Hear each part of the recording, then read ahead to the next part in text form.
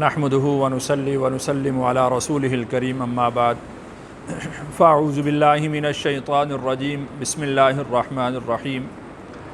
آج ہم سورۃ البقرہ کی آیت نمبر 148 اور 149 پڑھیں گے۔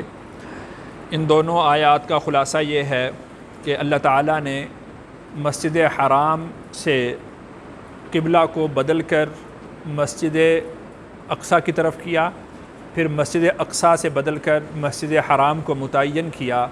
تو آخر میں جو مسجد حرام کو متعین کیا ہے تو اس میں کیا کیا حکمتیں تھیں، تو اس میں دوسری حکمت اور تیسری حکمت کو بیان کیا گیا ہے۔ پہلی حکمت اس میں یہ تھی کہ رسول اللہ صلی اللہ علیہ وسلم کامل ہیں، آپ کی ذات کامل ہے، آپ کی شریعت کامل ہے، آپ کی کتاب کامل ہے، اور جو بیت اللہ ہے یہ بھی کامل کعبہ ہے۔ تو آپ علیہ السلام بھی کامل ہیں، تو کامل کا رجحان وہ کمال کی طرف ہی ہوتا ہے۔ تو اس وجہ سے بیت المقدس سے مسجد حرام کو بیت اللہ مقرر کیا گیا، یہ اس کی پہلی حکمت تھی۔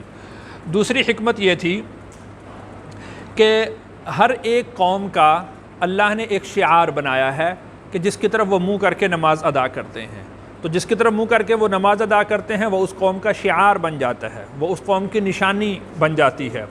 تو بیت اللہ کو اللہ تعالیٰ نے مسلمانوں کا شعار بنا دیا، اور بیت اللہ مسجد حرام یہ قبلہ ہونا یہ مسلمانوں کا شعار ہے، مسلمانوں کی علامت ہے، مسلمانوں کی نشانی ہے۔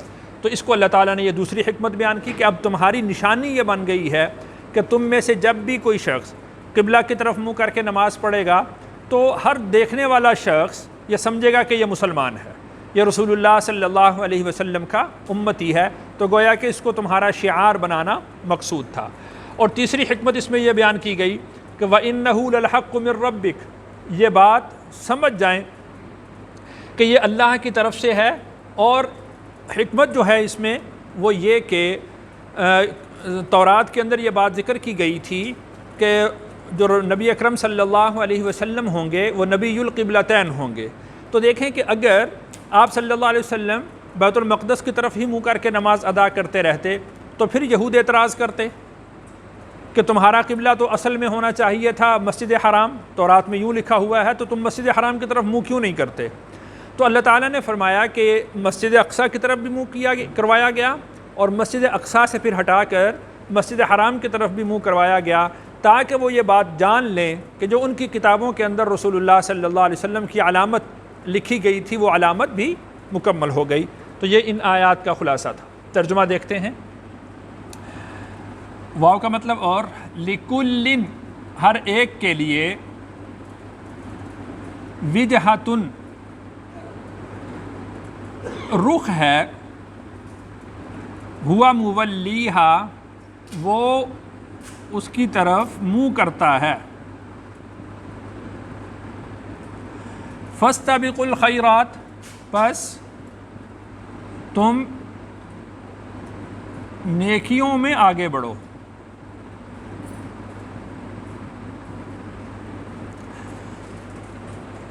تو ہر قوم کا ایک قبلہ متعین کیا گیا جس کی طرف وہ منہ کر کے نماز ادا کرتا ہے۔ تو اللہ تعالیٰ نے ارشاد فرمایا کہ فاستبقوا الخیرات، کہ تم نیکیوں میں آگے بڑھو، اس لیے کہ نیکی حقیقتاً جو مقصود ہے وہ کیا ہے؟ اللہ کے حکم کو پورا کرنا۔ اصل نیکی یہ ہے کہ بندہ اللہ کے احکامات کو پورا کرے۔ اگر اللہ کا حکم آ جائے کہ مسجد اقصیٰ کی طرف منہ کرو تو نیکی یہی ہے کہ مسجد اقصیٰ کی طرف منہ کر کے نماز ادا کی جائے۔ اگر اللہ کا حکم آ جائے کہ مسجد حرام کی طرف منہ کر کے نماز ادا کرو تو اصل نیکی یہی ہے کہ مسجد حرام کی طرف منہ کر کے نماز ادا کی جائے۔ یعنی یوں سمجھ لیجئے کہ قبلہ کے اندر بذات خود کوئی اجر نہیں ہے جب تک کہ اللہ کا حکم شامل نہ ہو۔ تو اس کو اللہ نے ارشاد فرمایا کہ فاستبقوا الخیرات، تم نیکیوں کے اندر آگے بڑھو، جیسے اللہ نے تمہیں حکم دیا ہے ویسے تم نماز ادا کرو۔ اینما تکونوا، اینا جہاں بھی، ما تکونوا تم ہو،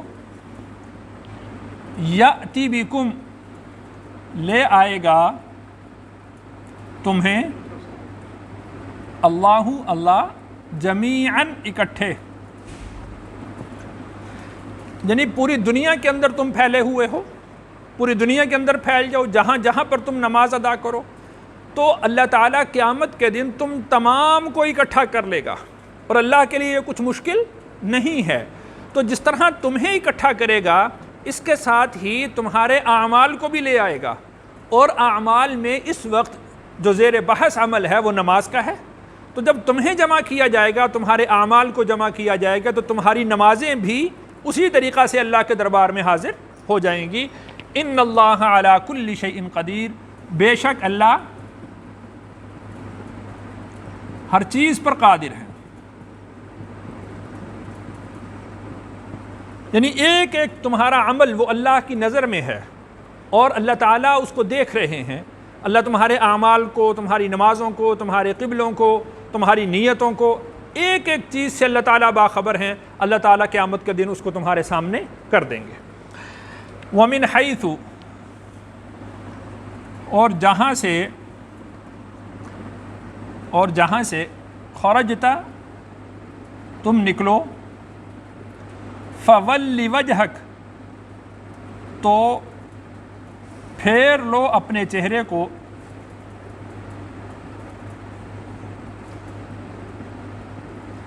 شطر المسجد الحرام، مسجد حرام کی طرف، وَإِنَّهُ،